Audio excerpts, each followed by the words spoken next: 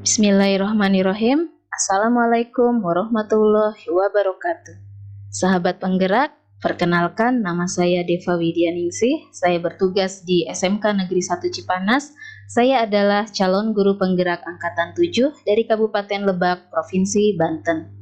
Pada kesempatan ini, izinkan saya memaparkan tugas aksi nyata modul 1.2 nilai dan peran guru penggerak. Saat saya mempelajari modul 1.1 hingga modul 1.2 ini, saya merasa seperti diajak masuk ke dalam dan menelusuri diri sendiri untuk menemukan jati diri sebagai guru penggerak.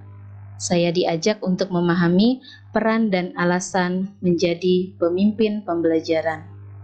Setelah mempelajari modul 1.2 ini, saya memahami bahwa seorang guru penggerak harus memiliki 5 nilai guru penggerak, yaitu berpihak pada murid, mandiri, reflektif, kolaboratif, dan inovatif.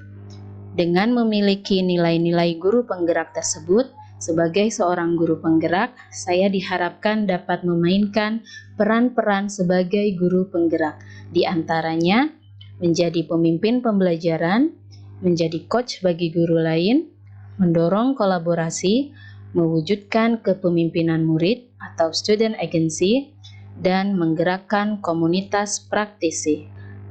Dengan memahami nilai dan peran guru penggerak, pengembangan diri yang sederhana, konkret dan rutin yang dapat saya lakukan sendiri dari sekarang untuk membantu menguatkan nilai-nilai dan peran saya sebagai guru penggerak adalah: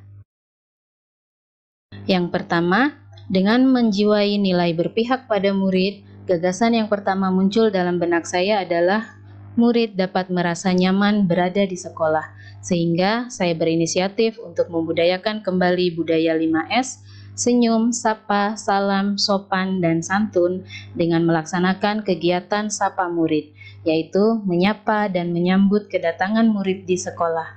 Kegiatan ini pernah dijalankan sebelum pandemi COVID-19 melanda Indonesia.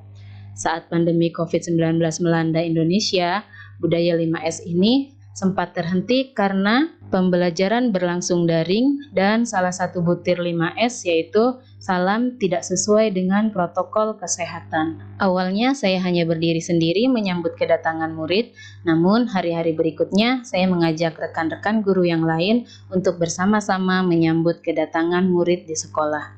Murid-murid pun terlihat senang dan bersemangat karena disambut kedatangannya oleh guru-gurunya.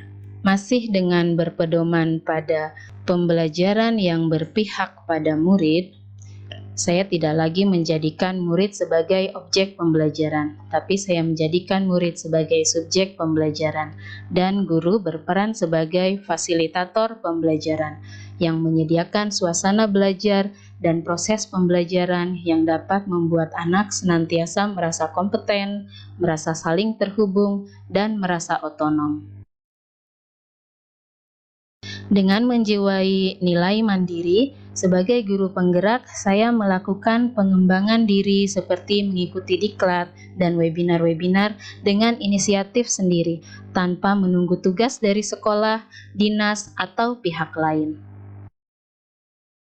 Dengan menjiwai nilai reflektif, saya menjadikan refleksi ini sebagai kebiasaan, menuliskan kata demi kata yang bermakna, dan membuat diri sendiri tulus bergerak, bukan sekedar untuk terlihat indah dan enak dibaca saja.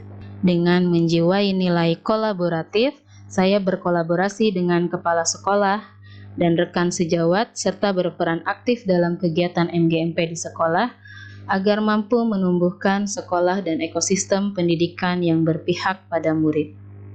Saya juga membentuk tim fasilitator P5 dan saya berperan sebagai ketua tim fasilitator P5 untuk menyelenggarakan kegiatan proyek penguatan profil pelajar Pancasila. Karena saya bertugas di SMK, maka saya juga berkolaborasi dengan industri dan dunia kerja, di antaranya dengan PT Komatsu Indonesia, untuk evaluasi pembelajaran dan proses rekrutmen tenaga kerja, dan dengan PT Yasunaga untuk rekrutmen tenaga kerja. Selain berkolaborasi dengan IDUKA, Saya juga berkolaborasi dengan instansi terkait untuk peningkatan kualitas pembelajaran, seperti bekerja sama dengan Dinas Perpustakaan dan Kearsipan untuk kegiatan literasi. Murid sangat antusias dengan adanya mobil perpustakaan keliling dari Dinas Perpustakaan dan Kearsipan Provinsi Banten. Dengan menjiwai nilai inovatif, saya membentuk tim IT, Information and Technology, untuk menyelenggarakan ujian berbasis komputer atau CBT, sehingga mengurangi penggunaan kertas atau paperless di sekolah. Saya bersama tim fasilitator P5 juga merancang dan melaksanakan kegiatan proyek yang menyenangkan dan bermanfaat bagi murid, seperti merancang dan melaksanakan kegiatan proyek penguatan profil pelajar Pancasila atau P5 di sekolah. Perubahan positif yang paling saya rasakan setelah saya mempelajari modul 1.1 hingga modul 1.2 yaitu saya semakin bersemangat untuk melakukan perubahan menuju lebih baik, dimulai dari diri sendiri agar mampu menggerakkan sekolah dan ekosistem pendidikan agar berpihak pada murid. Demikian pemaparan aksi nyata modul 1.2, semoga bermanfaat. Mohon maaf jika ada kesalahan dalam saya menyampaikan. Salam dan bahagia. Wassalamualaikum warahmatullahi wabarakatuh.